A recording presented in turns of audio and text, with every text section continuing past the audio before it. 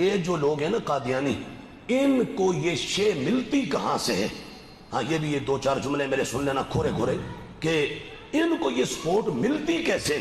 کئی لوگ یہ یاد رکھ لیں، یہ جو قادیانی ہیں نا یا ملحد لا دین لوگ ہیں، جو بے دین لوگ، آج کل الہاد بڑی تیزی سے، ان دونوں طبقے قادیانی ہو یا ملحد ہو، ان دونوں کے جو مین سپورٹر ہیں وہ لوگ ہیں جو سرکار کے صحابہ کے گستاخ ہیں۔ بات سمجھ رہے ہیں یا نہیں سمجھ رہے؟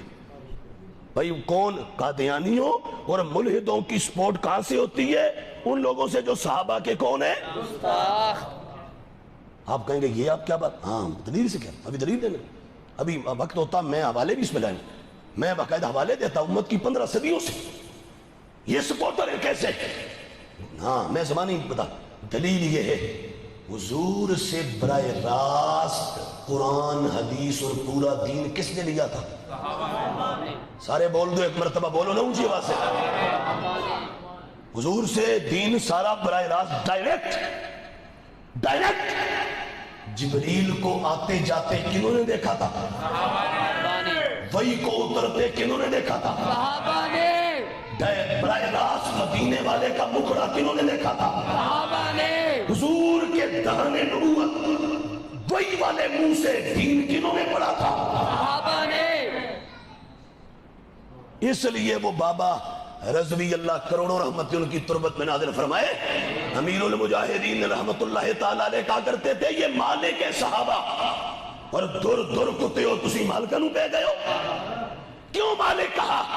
صحابہ نے نبی علیہ السلام سے ڈائریکٹ قرآن لیا، سارا دین لیا، وہ دین کے پہلے پہلے کار محافظ مالک اور دین نبی علیہ السلام کے امانت دار۔ بے شک۔ تو جب وہی نہیں بچیں گے تو بولو پیچھے دین بچے گا؟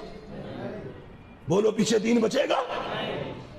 جب ان کو ہی تم مشکوک بنا دو گے، صحابہ پر ہی بھوک کر تم اگر صحابہ کے معاذ اللہ کردار کو داغدار کرنے کی کوشش کرو گے تو دین پر اعتبار کہاں سے ہوگا؟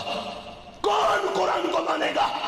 یہ قرآن تو صدیق و عمر، عثمان و حیدر، 1.25 لاکھ صحابہ کا جمع کیا ہوا قرآن ہے۔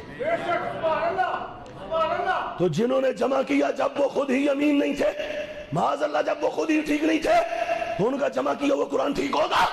اس لیے وہ طبقہ ایران والا، وہ شام میں غریبہ کے دھوئیں کی پیداوار،